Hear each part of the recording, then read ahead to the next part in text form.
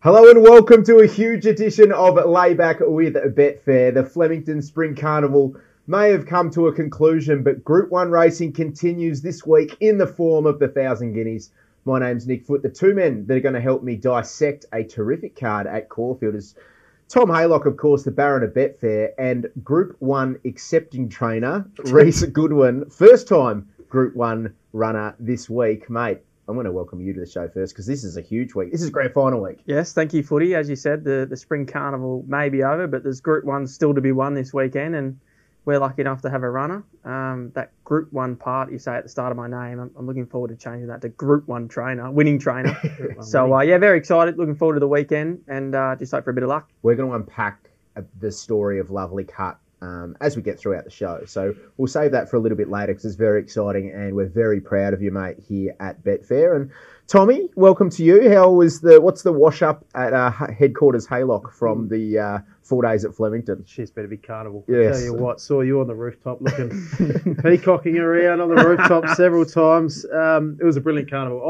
I just loved how the crowd turned out. The weather was perfect. Everything went well. I loved it. I thought it was a great carnival. So, it's not over, which I love this meeting too. Yeah, usually we hop into the lay bin and we love to get negative things off our chest here, but just from a backboard perspective, the carnival at Flemington, I've never felt racing in such a great space from a momentum point of view with young people. It's been 10 years, I reckon, yeah. Yeah, it's probably since the likes of a young Haylock started to get his feathers out on course in a spring carnival, to be honest. But just the whole vibe of Flemington across the 4 days was fantastic. Yeah, young crowd. Jockeys were saying that. J-Mac came back on the last winner of the last day and said, I've never heard a roar like that from a young crowd. So, yeah, fantastic. And Melbourne put on 4 good days of weather, which is rare. So that matters. It helps. Yeah. It was brilliant. Loved every minute of it. Hey, let's get into the lay-bin, boys. Get a few things off our chest before we start finding some winners across this card at Caulfield. Reece, what do you got for us, mate? Kick us off. I've had a couple of weeks off, so I've had a bit of time to think about this. And he's been listening to SEN too much. Oh, really? On this one. Funnily enough, my partner and I, Maddie, haven't been in our rental for too long, probably only just over 12 months now. And we happened to move into one of the streets in Pakenham that wins the award each year for the best Christmas lights. We look like absolute knobs. I love that you not doing the whole street was lit up and we were just dead set dark. Already? It looked like we were homeless. Already? It looked like the house had no one in it. So there's a bit of Reece Griswold out there, isn't there? I love that. I don't mind this. I'm driving. I get up obviously early. Some people get up earlier than I do. I'm not a real early bird. But I get up must have been the 1st of November and there was lights out already on the majority of the houses on my street. And I thought, we're not even December. I had to double check and make sure I wasn't a month behind. But Christmas lights in November, that is dead set labelling material. Just wait till December. How hard is it? You got a full month where you can have your lights out and celebrate. But November, I don't think we need to go on that Christmas early. trees, don't get them up in November either. Well, I know horrific. Tommy likes to take his dates out on Christmas light hunting. Actually, so if you see Tommy's Maserati roll into your street and do a couple of laps, he's there to check out the lights. He's not keeping an eye on you. You joining in? You getting in the spirit? No. So you're still going to be. I'm a Grinch. I can show you that. I'm a Grinch. Maddie loves going and getting a proper tree and you cut it down yourself. I can't have it. Stink. Yeah. Mm-hmm. Nah. We got one of those last year. It was fantastic, and it was. I liked it in the end. It was. I gave a bit of pushback, and it was my missus' idea. And then it was sort of jokes on her because she ended up having an allergic reaction where her eyes were puffy throughout the month of December. So we might be doing that again. We'll be getting the plastic operation back in, I'd imagine, this December, boys. Tommy, what do you got? Very good. I'm with Reece. I just don't like lights, don't like fireworks. Just put it turn the electricity on. You're the lay-bin, Reece. You've come here. I've been in here a bit. 40 minutes late. You've done 15 media interviews this morning. You walked in and said, gee, it's hard being a Group 1 trainer. Yeah. I don't regret it. No, don't you worry about Tom. I'm preempting the weekend. I know what it's like to have the demands of a grand final week as well. I know. Tom sort of hasn't been there on this crew. So I can understand things are a little bit different this week, and I think you should embrace all of them, Reece. So congratulations, mate. One thing I'm sitting back packing is bookmaker caps. They can hop in the lay bin. So we see a lot of young people on course across the carnival, the Valley, Caulfield and Flemington. So this is no race club in particular. But you get the brand new suit, They get the hair all done up. They get the new tie on. And as soon as you walk in, you get handed a green cap or a red cap or a blue cap, and they're on all day, and they wear them like they're worth $6 million, and they do not take them off. And it ruins the whole look. Yeah. Get rid of the bookie caps at the races. You don't need them. You're there to get done up. Keep it classy. To pick up and running the tab hats? I'm not sure what's going on with them. Not. But I thought there must have been some bonus bets. There must have to been it or something. The longer you leave them on, the bigger the bonus bet gets. It was just a sea of green lids on you see Champions that vision Day. You see that vision of Willow coming back on Mr. Brightside, and it was a sea of green hats. Yeah, it's great marketing. They did it at the Everest too. Everyone in them. So take them off. Try and keep it classy. At least till race 4. We know it gets a little bit dicey after on the rooftop where you were. Absolutely not. Let's get stuck into the races, boys. We got plenty to unpack. We'll also take a look at a couple of the features at Newcastle as well, but we'll spend most of our time at Caulfield, where the rail's out 6 metres the entire circuit. The track's had a couple of weeks of respite, Tommy, but the big thing on Saturday is going to be these northerly winds, gusts up to 40 k's. What does that mean? Yeah, so September 21, Underwood Day, we had a 6 metre rail, similar northwest wind, and the track played pretty well. I think it was the day Jimmy Starr came down the middle and ran extremely good sectionals. No disadvantage to be up on speed. Usually the north wind favours those with cover down the side, but I think the track will play okay with that wind. So cover down the side's okay. Rail out 6 metres probably evens things up a little bit. So I'm expecting a pretty fair track. I'll be telling Damien Lane to find a bit of cover from barrier 8. But yeah, I think the track will play okay. Also that day, I think we had that September 21 Underwood Day, I think gusts were 39. So very similar conditions. So the shoot start, leading from the 1,200 metre shoot start, that's straight in your grill, isn't it? Yeah, so you want cover down the side there, potentially. But all right, well, let's kick off with race 4, boys. It's the Group 3 Blue Sapphire Stakes for the 3-year-olds. Run, Harry, run. Beat Brave Mead and Arkansas Kid last year. It's a run over 1,400 metres. And speaking of a natural leader here, Catoggio, you'd think would be your leader. Tommy, how are you assessing this race? Coleman has come up a short price favourite and probably finds his easiest assignment in some time. He's run 10 races. 7 of those races have rated better than any other horse has done. I think he was playing in a Coolmore, but didn't get any momentum at the right time. Soft late, ties into the winner there. So he's got to be right in the mix. I've got him on top. And the other one I want to bet is 5 Manos here. Brings pretty good Sydney form through the Brian Crowley. Strong winner first up. Will be on speed. I think he can settle outside. Cataggio will be in this for a long way. So I'm going to Dutch up the 2. Dutch number 1, Coleman, and number 5, Manos. And that's how I'm playing the 4th. Yeah, what about you, Reece? Yeah, look, I'm not one to step into shorties, but I think he's the shorty of the day. Great draw, gets him a set weights. Yes, he wasn't brilliant in the Coolmore, but that's obviously a lot stronger opposition. You could argue, down the straight isn't his go. He's a winner at Caulfield. Last time, this is the biggest thing for me, he's only had one go at 1,400, and that was in Sydney, and he ran third behind Manal and Traffic Warden. So that's just top class form, in my opinion. He should get a lovely run, either right up on speed or just in behind, depending on what the wind's doing on the day. But he's my anchor bet, and he'll probably be my best of the day, I think. Yeah, I'm with you, Coleman. Moya, Manicato, Roman Consul, where he's bumped into Switzerland, then a Coolmore again.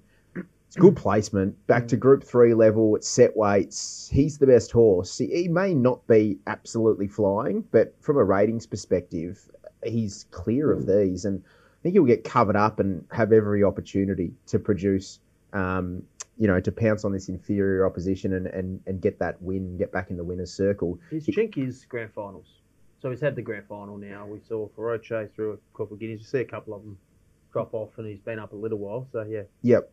His only go at 1,400 was in the size, where he closed off well for third as well. So it's not like he's not going to get the trip. So I'm keen to back Coleman. $2.50, Tommy, corporates at the moment. We might get a bit better. Yeah, like I said, I think you get 260, 270, and I don't want to lose if Manos wins. So I'll be backing them both. I think they're clearly the 2, to be honest. Yeah, I'm going to also have a little hamburger here. I'm going to love a hamburger. I'm going to lay Catoggio top 2. So I think Catoggio's the clear leader and is going to be smashing into that breeze.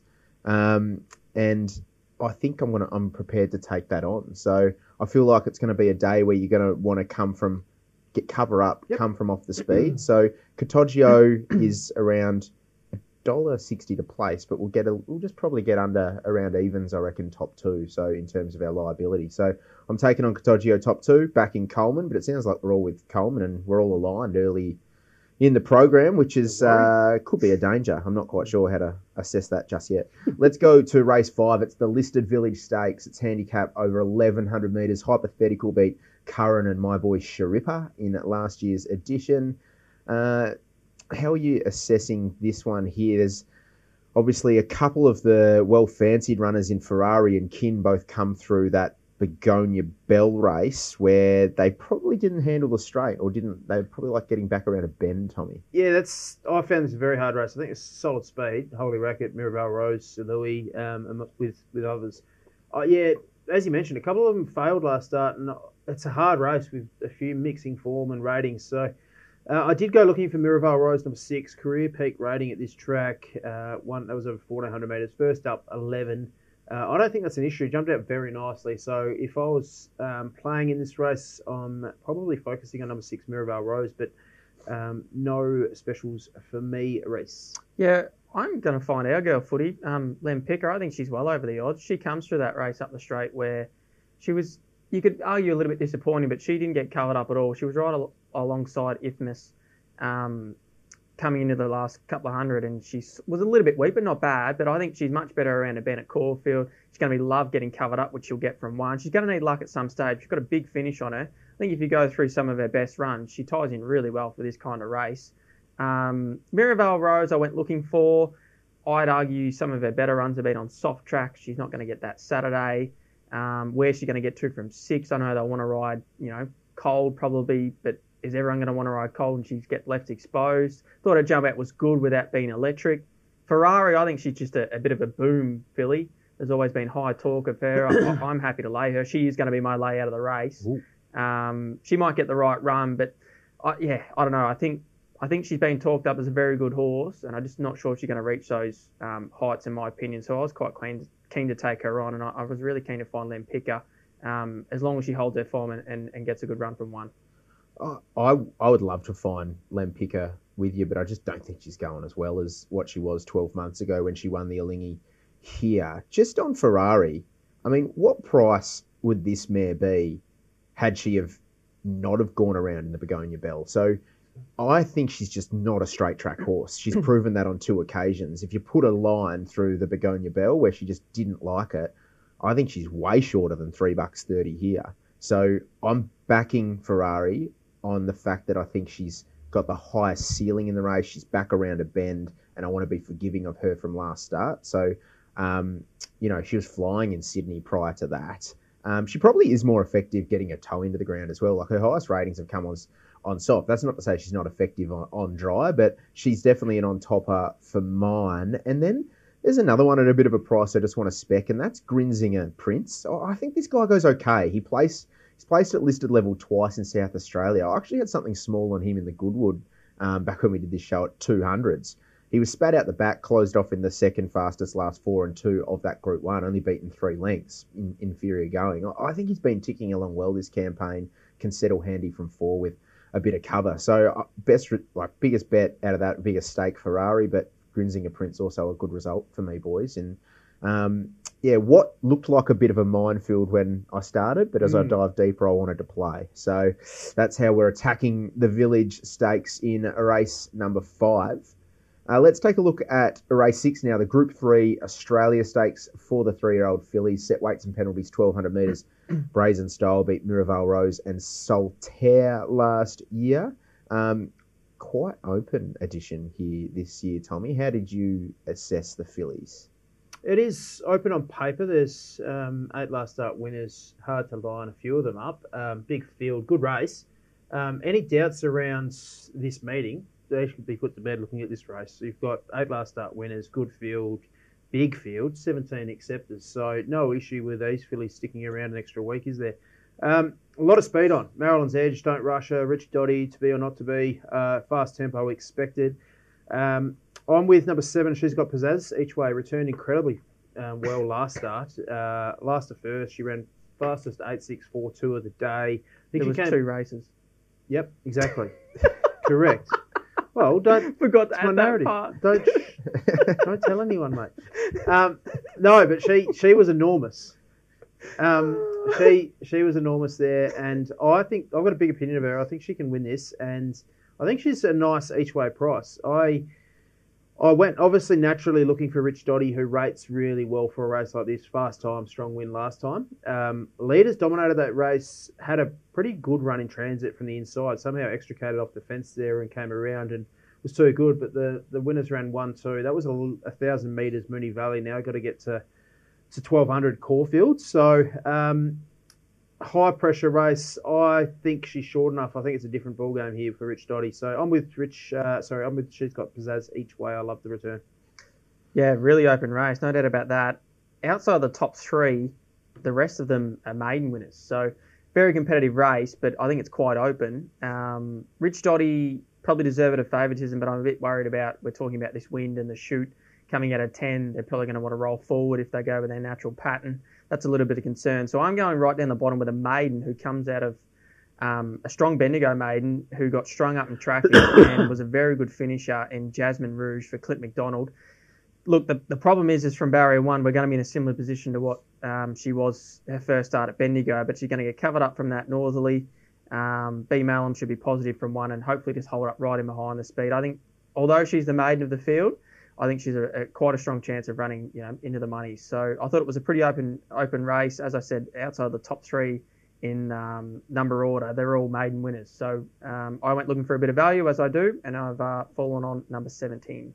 Yeah, I've landed on Rich Dotty, boys. I don't think she's as one-dimensional as probably you blokes have sort of made a case for. I know she's drawn 10, but I think if McD can just find some cover from that 1,200-metre shoot start, I think that's all she'll need here. I loved her return in that benchmark 70 over 1,000 at the Valley, and the time was good. And what I liked about it as well was she still ran the fifth fastest last 200 metres of the night. So yes, it was on speed, but she was still running away from a few of these through the line. And there was more than 2 races on the card.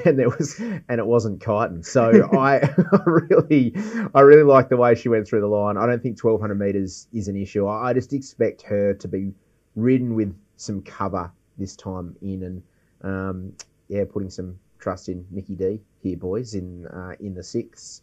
Let's move on to race number 7 now, which is, I don't know if you've heard of this race actually, Reece. It's the Group 1,000 Guineas for the 3-year-old fillies over 1,600 metres. Jolie Star beat Komochi and Skybird last year, and look, we'll talk about the race and then we'll get stuck into Reece's filly maybe a little bit later in the program. We've got some in-depth chat about her story, but speed-wise, Tommy, looks average, doesn't it? Toodarn Lizzie, Let's Fly, who's coming from a Kembla midway. They look the 2 leaders. How are you seeing it run? Yeah, I'm really concerned by a lack of pressure, to be honest. I've got Toodarn Lizzie and Dominetta, who both didn't lead last start, but both capable of leading. They're both stablemates. That's a concern because they don't put pressure on each other. The jockeys settle up together. They know what they're doing. They'll roll forward. And I'm hoping that Gigi's Mistruth works forward again like she did a couple of starts ago and adds some pressure. But outside of that, I mean, stage and screen draws inside, Let's Fly, another Profit camping behind those two. So I don't think there's much speed on, and that's a genuine concern. And like I said, I hope Gigi's can roll forward. Great race. Again, a lot of people, or a few people are saying this is an average race, but outside of one horse that I can think of, maybe 2, there's no better fillies for a mile race that aren't here. 7 of these come through the Vanity. Wind kicked up there and they went really slowly early in the day. It was very windy. As I said, Dominetta and Toodarn Lizzie were mapped to lead. They, probably because of the wind, they didn't lead. Zaitung beat Matisse, Dominetta and Lovely Cut 3rd and 4th. Benadryl was the one from the back that found the line off that moderate tempo, race fastest final 400 and 200. She savaged the line there. Yes to 1,600 metres, gets back maybe last defence. That's the concern for Benadryl. Zaitung, no knock at all, was fantastic, had the cover, had the right run. Matisse, I thought questionable with the blinkers on at 1,600 metres, at 1,400 metres last start. loomed up like the winner and probably just I thought it was weak. week late. But Blinks, That's the bloke who tipped it too. Yeah. Yeah. I was that's right. I was off the couch at the 200 thinking, here we go. And Zaitung all honours. yeah, correct. You can say Zaitung had the run, but Matisse had the absolute dream run, 2 pairs ahead. Yeah, I like Matisse, and I was disappointed that she didn't win there. From a form perspective, gets blinkers off and shin off. Winkers again might be able to settle better. But yeah, questionable at 1600 metres. Lovely cut, faced the breeze early. Strong wind, got in for 150 metres when the pressure came off and a couple pulled and went to the front. I love the run. I thought she fought on really well. So she was 1400 metres second up, where all the others had the extra runs under their belt. She kept finding. She was on the firmest track she'd been. She was further forward than she'd ever been. And she was still fighting out. Her last 20 metres, she was coming into the line. Yeah, so, was that the most pleasing part, Reece, of Lovely Cut's performance? I thought so. Looking at that, I was like, gee, she's tough, because she had no right She's to tough. come again through the line after that being exposed so Yeah. early in the race. If she'd been beaten another length or length and a half, maybe even 2, I still wouldn't have been disappointed. But that's what made the run so good. Is I think if you go 100 metres further, we go past Matisse, who had our back, went past us with blinkers. Don't know if had we cover throughout. Yeah, that's right. Yeah. Like all the 4 fillies that finished first 4 across the line, Dominator, Lovely Cut, Matisse, and of course the winner Zaitung. I think if you swap those runs around, we could easily have a proper different result in that race. So, we were really happy with the run, all things considered. And as Tommy outlined, she was only second up there. Yeah.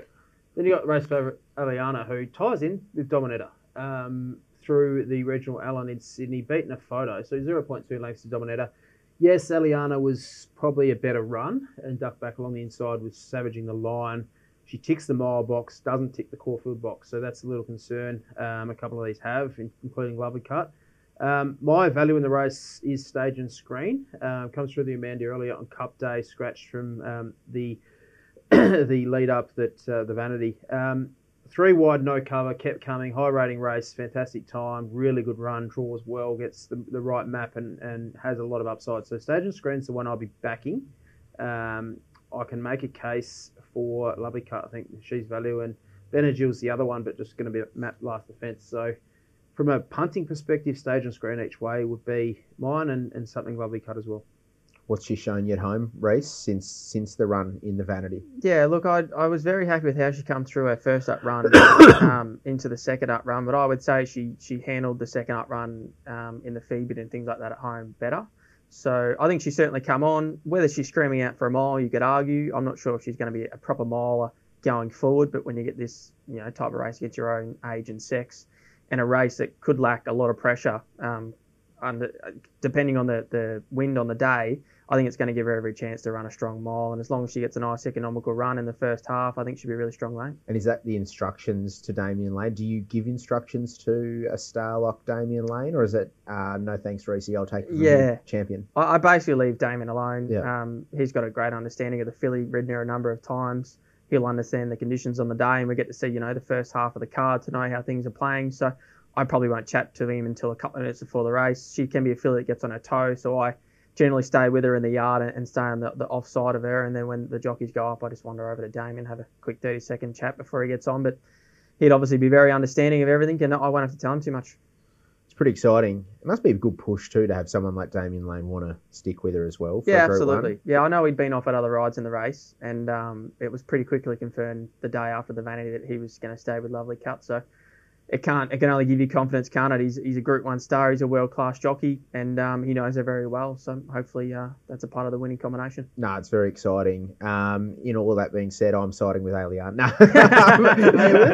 Yeah, well, she's certainly in my numbers, Lovely Cut and Zaitung. I don't think neither of those have done anything wrong through that Vanity as well. So they'll be certainly going in the numbers and in all the exotics. But I think Aliana just being so dominant in the regional and jumping out of the ground, and then what she did in the Carbine Club Stakes, and there were huge gaps back. You just have to rate that performance in isolation for her, because it was a huge win. So Was it a good race? And she's ticked. Well, this is what I'm saying. You got to rate her performance in isolation and not take the race with you. That's how I'm sort of doing that. So yeah, what she did there was outstanding. She had panels on those. Ticking the 1600 metre box already I think, is a big tick. We haven't spoken about that. The only two horses in this field to do that are Aliana and Double Market, and I'm not so sure about the Double Market form around the likes of Cavity Bay and In Her Eyes. I think that's an inferior form reference, and she crossed the line with those runners. So Aliana's on top for me. She is shortish, like 3:30 on corporates is very short at the moment. I'm not sure we're going to get much better with the J-Mac tax at the moment, and Waller and whatnot. So clearly on top, but the value of the field, the one at the big price, is Benagil, who was the flashing light runner home last start. So that was the fastest last 200 metres of the race, one of the fastest closing splits of the day. Wanted to hang in. They've put the bubble cheeker on near side just to try and straighten that filly up just a little bit. So they're the two that I'm going to play, but I think it's a cracking edition of the Thousand Guineas, boys. And Reece, all the best. We'll certainly be cheering for you, mate. Thanks, mate. Race number 8. I feel like this is where Reece is really going to be aiming up for in the next few years. Don't worry about the Thousand Guineas. It's the Victorian Country Cup's final. Plenty of cash here. 2,000 metres. Clave Moore won last year from a Red Sun Sensation and Captain Envious. You've got the likes of Keats drawn wide here, as is Aaron Bay. So you'd imagine there'll be a little bit of tempo in the early stages. A lot of Rocket New York Hurricane look to be handy from inside draws as well, Tommy. It's a good race. It is. We saw, was it Caulfield? Oaks Day, the country race? Yep. Yeah. Big field, similar circumstances, and they went very quick, above average tempo. These essentially country cups winners, big fields, going to generate a solid speed. So, Torrenzino comes through that, loses J-Mac. I'm not sure who's riding at the moment. Was Emergency, gets a run now. Good luck finding someone at 53. Yeah. They're all taken, just about. Correct. Fastest 1,800, 600 and 400 metres in that country race day. Might have been a cup day. I don't know. This looks suitable up to 2,000 metres, dropping 7 kilos down to 53 kilos. So depending who rides, Torrenzino is the one from me. Can make a case for a few. I'm more against New York Hurricane here. Proven at 2,000, won the Kyneton Cup leading in, obviously, but had an absolute perfect run there. He might get that again, though. Might, but I also wouldn't be surprised if it's back the fence and the fence chopping out a little bit here. So it might actually be inferior ground come race 8 at Caulfield. So I think he's too short, New York Hurricane. So Torrenzino each way, can make a case for Aaron Bay, class horse, big weight. Charterhouse was fantastic, wide facing breeze in the line dance, I'll call it, last start. That's not bad form for a race like this. So I tell you what, I actually wanted to find Charterhouse from the line dance. Yeah. Just off a 5-week freshen, but he's one that's usually kept on the fresh side between his runs. This is the first time you'll back up here off 11 days in about 4 preparations. And a trip down. Yeah, and a trip switch of states. So that's a slight concern, but he was the one I really wanted to find. Tommy. Reece, have you got an opinion before I... Not a lot. I think Torrenzino, if he'd not drawn 15, then we know he's going to go a mile back. But look, if he gets a strong tempo, he'll be good late. It will be interesting to see who rides. I think Stackhouse rides 53.5 in the Group 1 next race if they allow him to ride half over. Yeah. So that would hinge on if I was going to back him or not, who's going to steer him. He was huge during Cup Week, and I don't think the backup will bother him. He's a tough horse, can do a few things wrong, but yeah, not overly keen in this race. I thought it was a tough one. I'll tell you one here who's massively over the odds. You a Hendricks man, but all along the Watchtower or something like that. I appreciate his guitar. You're getting about $20 for this bloke on the fair. And speaking of number 2, Jimi Hendrix, he was spat out the back when first up in that Seymour Cup. Didn't go around a horse, but he finished off really well. Ran the second fastest last 100 of the race. What he's shown, what he profiles as a horse that sharply improves second up. He's 3 from 4 goes second up. Last time in, he split Mighty Ulysses and Jimmy Star, which reads pretty well for a race of this nature. He's only been to 2,000 metres the once, which is probably the slight query on him. Second up 2,000? Yeah. For a horse that... I kind of went looking for Jimmy as well. For a horse that his worst career runs have been 1,800 and 2,000 second up now. Yeah, he's a big price, and just what he did first up, second up form, all his peak performances come second up. I think he's think he's worth an each-way bet at around $20. So I'm happy to have an each-way play on Jimi Hendrix. And then I also want to be with New York Hurricane, who's been smashed in the early part, like getting in pretty sort of rock-bottom areas now in terms of the market. But I know you mentioned he got a 10 out of 10 ride from Harry Coffey in the Kyneton Cup. But gee, he looks awfully well placed here, carrying 53 kilos from the low draw, steps to 2,000, third up from a 2-month let-up. He may get a very similar run to that Kyneton Cup run, letting lead across take his back. So, that's a setup I want to be with. So I'm going to play Jimmy and the New York Hurricane in the Country Championship, the Country Cups final there in race number 8. Let's get to the second of the Group 1s now, boys. Race number 9. It is the Group 1 Sir Rupert Clarke Stakes. It's a handicap 1,400 metres. Magic Time punched Breeze about 4 wide last year, no cover, and beat IME and Straight Ace. So it was a serious win, wasn't it? And now can't get past Belclair the last 2 starts. God save me. That hurts. Terrific addition here, I feel, of this race. Plenty of speed outside. Tuvalu, Buffalo River, Gentleman Roy. They're going to make it a truly run test. Run, Hurry, Run kicks up from 2. How are you assessing this, Tommy? Is it a race you want to bet into? I found it pretty tricky. I can make a case for a lot of these. So I found it hard to get 2 favourites down to the prices they are. Like, I can put numbers against Southport Tycoon, Komochi, Charmstone, and a few others. I've got Jibby Star rated favourite. Just another draws well, hard to fault. Fast run 1,400 metres, coming off a slow tempo and had the favours last start. Jimmy Star just couldn't get into that race. Barrier 1 concerns me for Jimmy Star too. So I did go looking for a bit of value given those 2 concerns over the favourites. Charmstone definitely goes in. Golden Rose Run would see him really competitive in a race like this. Low draw Komochi, another, drops 4.5 kilos off a Group 1 weight for age at a mile, back to 1,400 metres, which suits and carries 52.5. She goes in. The blowout for me, and I'll have something on number 12, Roll on High. I can't catch this thing. No, well, you can't, but this is where you back him. Group 1's at a big price. Smash Cross, Yorans to Party in a Fred Breast Classic over 1,400 metres at Eagle Farm.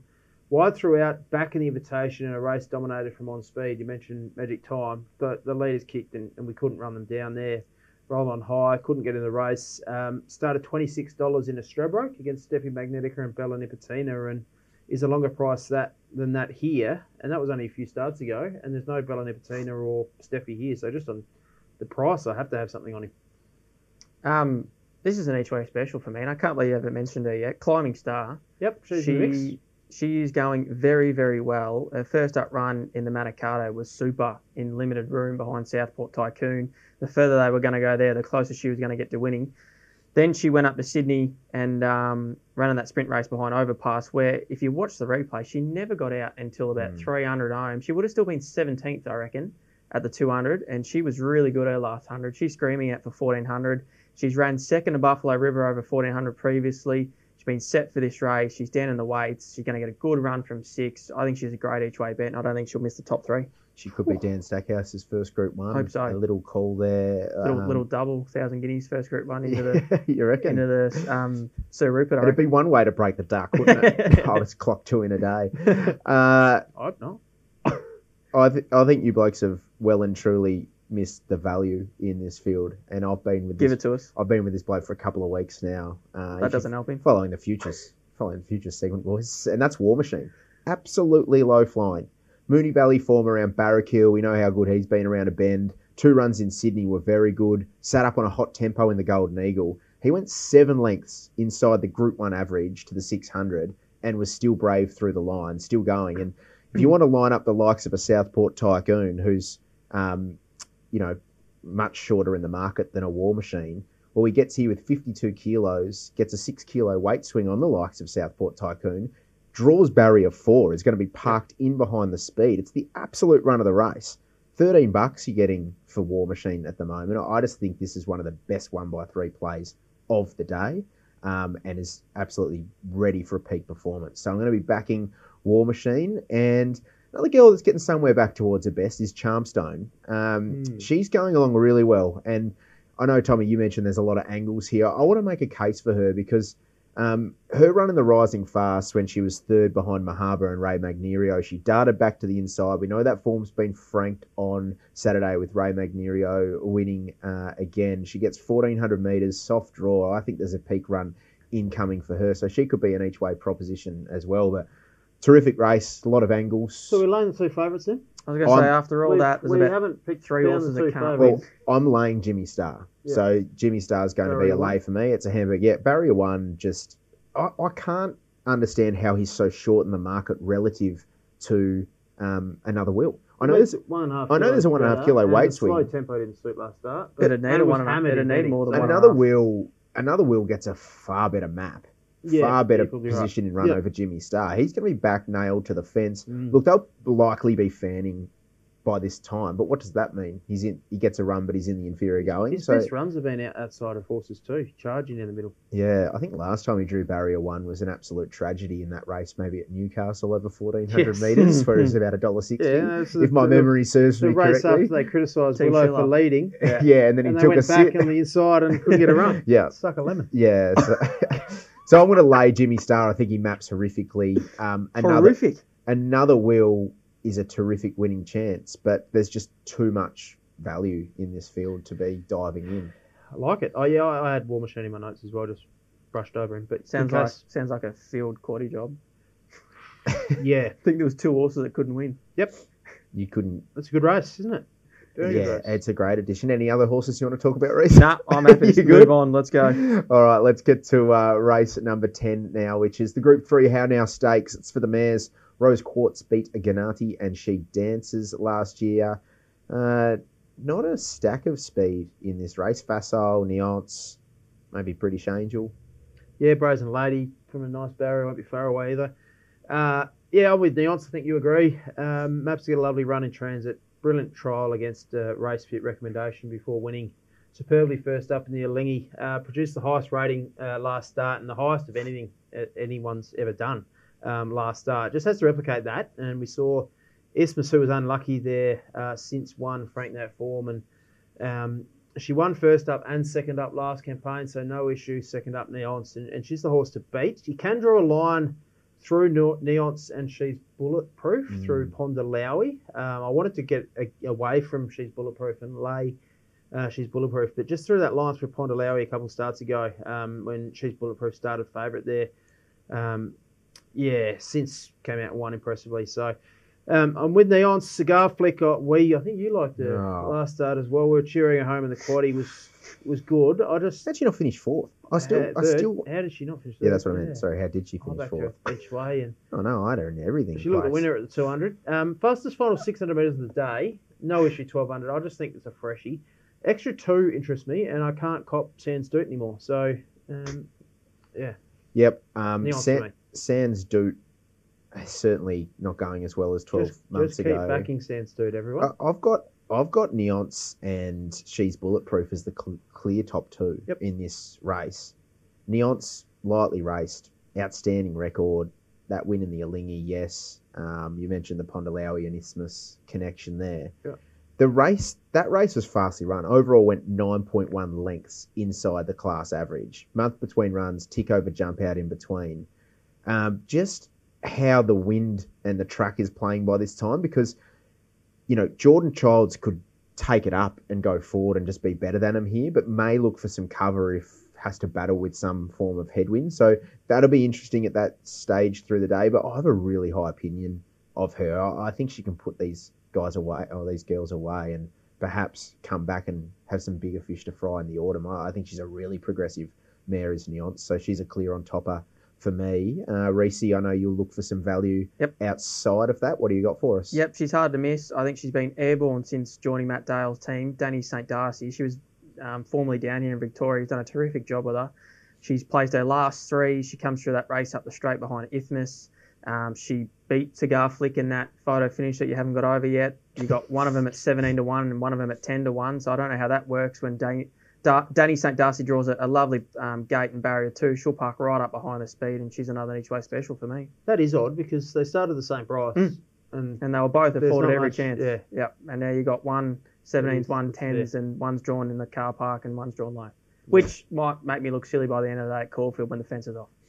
She's also in for the Hunter at the moment, Okay, Danny St. Darcy, interesting. but she doesn't have a jockey booking there, so she will likely. You'll call up? Yeah, I'll give her a tingle. She'll likely be coming to Melbourne. You'd imagine off that. We've seen that before. I'm sure Tom's got some connections. He always loves name dropping. I don't know. I'll pick that up for you. He actually doesn't know anyone. I can. No. Can confirm. Coming from the Mr. Functions to my right. Yeah. Mr. Celebrity Just radio. on, It's all that she's networking. bulletproof, and this isn't any of my knowledge, but I think she comes through her first up run at Bendigo was the fourth quickest, or second, might have been the second quickest ever run 1100 at Bendigo in history, and then her Moonee Valley win was the fourth quickest ever run race over that trip of 1200 at Moonee Valley. So she's been in some fastly run races and still been able to perform very well. It's one for the clock watchers Yes. out there, and you've got to be. Which isn't me, but I overheard someone talking that stat. How good is overheard insight? This is what we do here. And it's probably wrong, but Two I guys still in the said it. corner, was it? Yeah. Speaking of overheard content, I heard that there's a Group 1 accepted trainer sitting at the table here, and it's time owner. for and owner as well. Sorry, It's all about him, mate. Is his dad's name in the book, or is Yeah, it his his name? dad's Yeah, probably just you. Means I can say whatever I want on It's radio and not get warned off course. It's an absolute coattails job when your dad's in the owner's book and you claim it as your own. What are you, 10? Anyway, what caught my eye, Time, and it has to be our man Reece Goodwin. He gets the 3 votes. He's got his first Group 1 runner in the 1000 Guineas. Lovely cut this week. We're very proud of you, mate. It's very exciting. Tell us a little bit about the story. I want to know about the story because you're not shopping in sort of Leviathan owners sort of areas. So how did you get into the stable? Yeah, look, we had a little bit of a crack a couple of years ago at the yearling sale. I think we spent 120 altogether. 50 of it was on her and another filly. I knew the breeder a little bit, Chris Rentessis, who does a beautiful job with all these horses, and he only has a small team. So I had a little insight there. 50 grand was a fair bit of money for me then. I wouldn't have even paid that for a tried horse that was, ready to go back to the races within the next month or so. So 50k was a fair bit of money. We had to take the punt. We had to take the jump at some stage. It was money I didn't have. It took me 12 months to pay her off.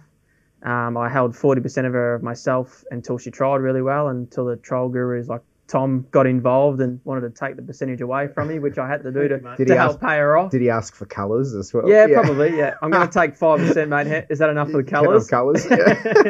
So, yeah, look, I carried a risk for a long time there and hadn't paid her off. But once she trialled good and showed some ability, we were able to get that done. And she showed, good talent from a very young age. I remember we were only 2 days into the new season, so she'd only just turned 2 and she trialled and rode him herself, so she carried a bit of extra weight, and it was against 3-year-olds, and she'd done everything right.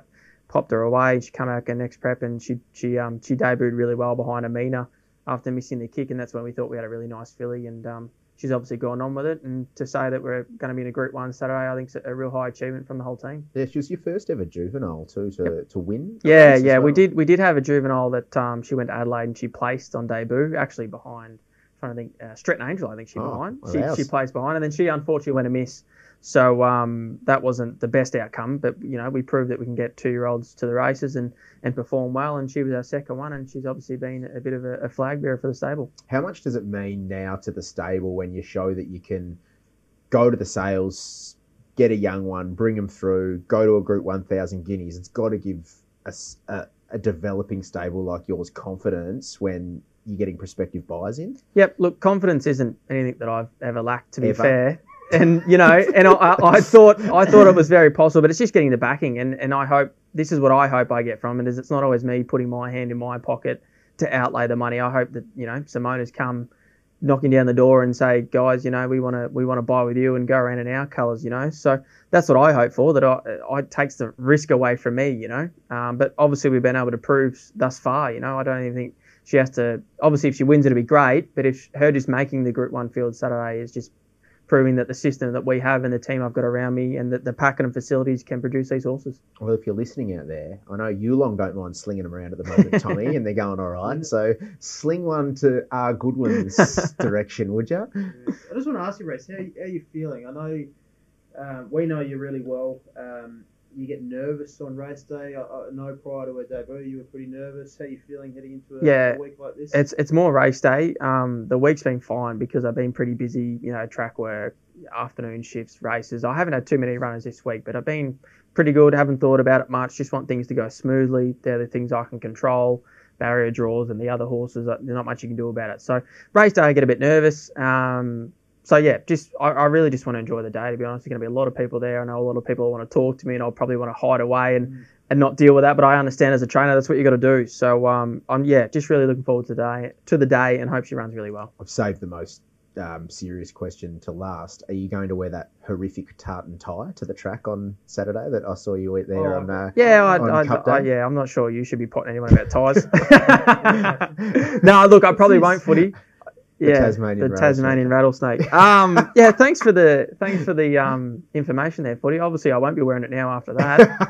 I'll have to go home and cut it up, I think. I might head over to David Jones and see if I can get a nice purple and green stripe one. I'll buy you one. Thanks, a couple of nice green knits, actually. We should be able to get you in a green knit tie. But no, all the best, mate. Thanks, mate. We're real proud of you, and we'll be hissing you home for sure. So all the very best. Thanks, mate. Hey, before we get to Newcastle and have a bit of a look at a couple of the features up there, Tommy, give us a bit of a breakdown of Betfair across the course of the Flemington Spring Carnival and the advantage of obviously betting with the exchange. Well, Group 1 runners this spring. Reece, pay attention. What percentage of Group 1 runners do you reckon Betfair had better odds? Oh, gee, you got me on the spot here. 94.73%. I was going to say a lot, yeah, but I couldn't put a number on it. Close to 95% of Group 1 runners, Betfair's had better odds. And this is with the commission stripped away. That's odds better than corporate average price. Good. So corporate fixed odds. What would be the reasoning behind that? Because they're so competitive, the races?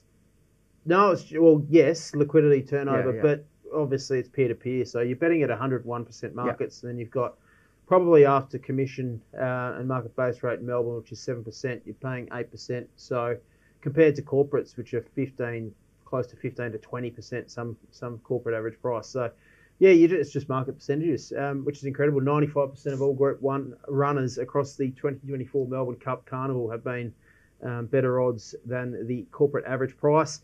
52.34 better odds than the average corporate price across Group 1 runners. That's average price. If you place $20 on every Group 1 winner across the 2024 Melbourne Cup Carnival at Betfair, your payout would have been close to $2,400 more. Wow. Incredible.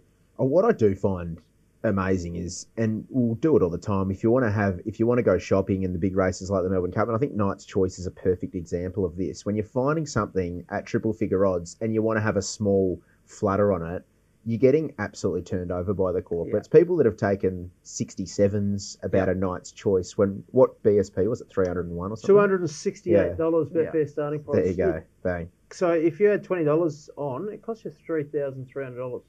Like compared to average corporate price. Yeah. Maybe I'd not have backed it. Even when you win, you lose. If you're not betting. Well, sounds like my life. I actually genuinely had a friend send a screenshot of a $10 bet on Knight's Choice at 67s, and I was like, "You're actually a loser. That's a bad brag."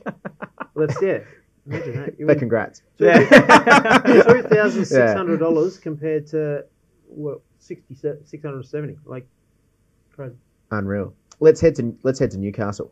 Let's take a look at a couple of the races there. We got a couple of these standalone days now. Newcastle and jolly. Kembla next. I'm off to the Gong next week. I'm going to the Gong day. Can you? I can believe that. That doesn't stop me. Who's paying the trip? On tour, Mitch Beer Racing. On tour. Can you talk to us about the Mitch Beer Racing story there? Up at the Gong? Yes. Yes. You're buying your tickets? This is an extraordinary story, but awfully... So one of the great stitch ups. This is one of the great lay-bins. So Mitch Beer, who's obviously a good friend of mine, invited myself, the Sultan, up as part of the units, come up to my marquee on the Gong day. It'll be a cracking day. Would love to have you along. Well, no worries. He's got a super site up there, 2 stories, DJ, everything. It'll be a great day. Ben Allen. Yeah, go look it up. Anyway, said, yep, we'll be there. We'll bring a friend with us, and copped a $750 invoice from the great man for the tickets as well as the airfares. So there's nothing like being an influencer in this game. That's all I'll say. Gold. You should be paying us. It's cost him 500, but he put 750 bill. Yeah. Guaranteed. Right. So we've got our runner this week running around at Kembla Sesame Timbers early on. So we'll be wanting Sesame Timbers to be in the winner's circle this week to pay for the trip to the You golf. don't have a marquee at Pakenham Cup I or do. something? Did you not get the invite? Can Yeah. you make Just it? got the invoice. Yeah, Yeah. $400 per person. Yeah, exactly. Let's talk about the Hunter. Group 2 Hunter, handicap conditions 1,300 metres. It's race number 8 on the program. It's the feature because it's Hunter Day. You having a bet the race, Tommy? I found it very tricky. Wanted to be with Private Eye. I think he's the best horse, but just hard with barrier 14 with blinkers on. I just have no idea where he gets to. Briassa's a fascinating horse, plenty of upside, but lightweight, just short enough for me as well. Can win, obviously. Rustic still got a bit of time for, can probably lead with Tim Clark on and go forward, and there's a few others there. Far Too Easy, too short as well. I went looking for Far Too Easy. If he was $10, I'd be with Far Too Easy, but came up too short. So tough race for me. I thought Briassa was a great bet. Yeah, short and favourite, but probably deserves it off that last start performance, albeit in 88 company, but gets in right on the minimum, 53 kilos here. I think true weight I saw was 54, so gets in on the minimum at 53. So the likes of Private Eye, who comes through that superior form line, I think it was the Russell Balding, has that that Good form at Everest. fast, really run race. So comes through that, but 7 kilos, horse here on the up, draws out wide. Briassa will be the one using the middle part of the track and storming over him late. I think that's a horse on a nice trajectory that I want to be with, Tommy. So I'm going to be backing Briassa. I think the run prior for Briassa says more starting favourite against Ostraka and Moravia rather than beating Inhibitions at Kensington. But yeah. Good call. Race number 9, we've got the listed BLOODSTOCK BEAUFORD. It's a handicap over 2,300 metres. The time on a distance out there at Newcastle. Interesting race. Little bit of value. Don't know how you assessed it, if you've landed on anything here. Wycliffe's become a hateful horse. Found it too short, to be honest. Went looking for the top 2, Spirit Ridge and Herman Hess. Herman Hess brings some pretty good form and probably over the odds, in my opinion. And same with Spirit Ridge, who looks a leader and can stick on. Was fantastic against Lindemann last start, Democracy Manifest. So that's a pretty good race. And if I'm betting, I'll be betting on the 1 and 2 at this stage. It's funny you mentioned Spirit Ridge. I went looking for Spirit Ridge, and in that wormhole, I found Naval College, who also comes through the same race. And Naval College was first up. That was the Craven Plate we speak of. Crossed the line with Faulkner Park, who's since gone out and well and truly franked that. Even on the heels of Arapaho, who I thought was actually a huge price and ran really well in the Champion Stakes.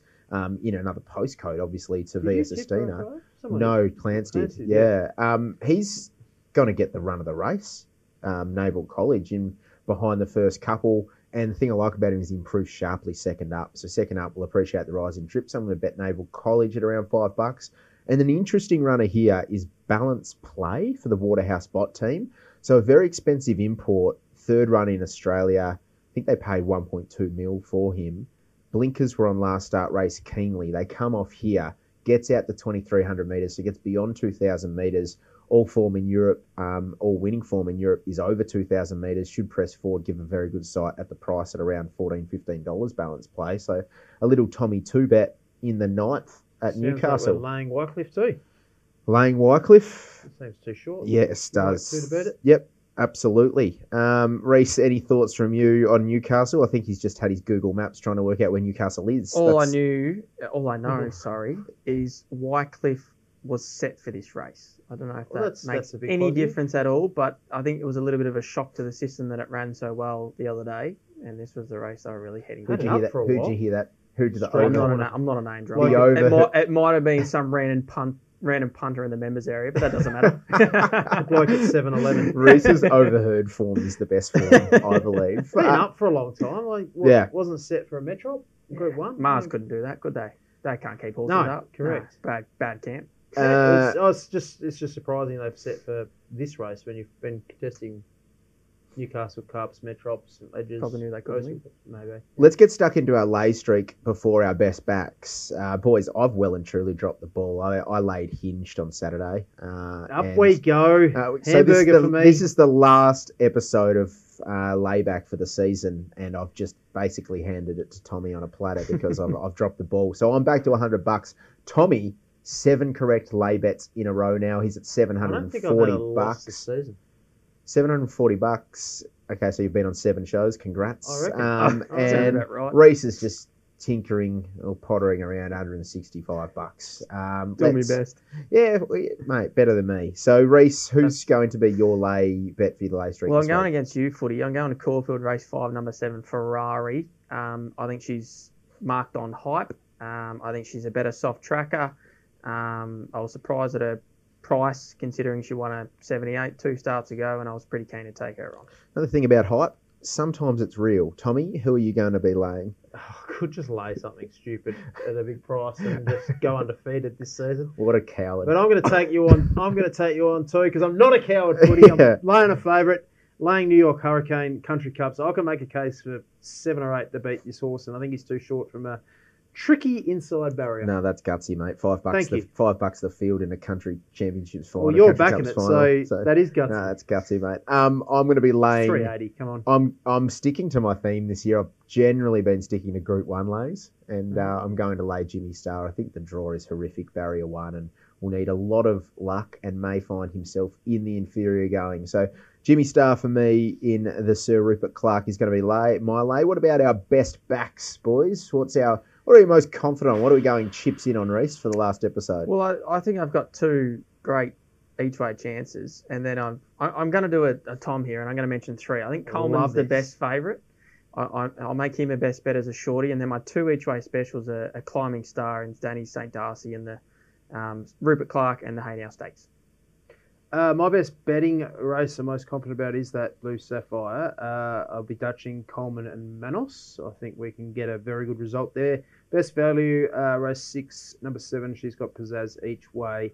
And Neont's the other that's going to be very hard to beat. They tell me she ran good time. That she's Yeah, got pizzazz on the day. Correct. Very good time. From the 2 races at Kyneton, is that right? Yep. Yeah. Kilmore, but that doesn't matter. Kilmore. They're all the same up there. I don't know the difference. Never been to any of them. Going to the Kong, though, for 750. Oh, I love the Kong. Yeah, I'll be getting that back on their drinks package. My best bet is, or my best outcome is going to be in the Sir Rupert Clarke War Machine, 1x3. I think he's going to eat a strong tempo and sit in behind that and go whack late. So 1x3 play on War Machine and Newcastle, because I'm just being acclimatised with these standalone meetings at New South Wales at the moment. I think Briasa in the Hunter is going to be very hard to beat as well. Hey, Are you gonging? Are you hitting the gong? I think that's why I'm going up there. So I'm going to send an invoice for $750 to hit the gong. So I'm square for the day. How do we feel about that? That'll draw a crowd. Hey, this season it's been a lot of fun. You're continuing on with, you've got the great man Terry Leighton coming in to preview some of these Western Australian and Daniel Cripps. There you go. Reece and I are being put out You're on the bench. into the paddock. You need a break. For a well-deserved spell. Agreed. I'll be vying with Lovely Cut out in the paddock, I reckon, post Saturday race. Oh, don't. She won't. She might not be out there She's going long. to Perth. No, there's a little slot in $1 million race at Pakenham that's come there knocking. is. Oh, Actually, now we're talking. this is going to be a great little end to the sort of spring, isn't it? Now this South Side racing and few this slot. slots have already been snapped up for the 1200 race at Is Cranbourne. that the meteorite? Yep. And then the Supernova is the 1400 metre race, Pakenham Cup Day. So That's up our alley. Yeah. is it? Up we go. It'd be interesting. As long as she comes up. I'd let you have a say if you had your name on the book, but you don't. So Tom keep is, quiet. how is he when things are going well? It's Yeah. we. Yeah, correct. And then when things might just go a little bit awry, it's you. Yeah. It's, Can we give it to Cliff Brown? You are extraordinary. It's a good idea, actually. Been a lot of fun. Fun. I got to go, so you guys can keep talking off air. We're done. Thanks for Been a joining pleasure, us guys. on Layback with Betfair. Good luck, Reece, this week in the Group 1. Good luck to Tom's dad, also who's an owner in the Group 1. And good luck to me who's trying to find a winner this week. We'll be back next season on Layback with Betfair.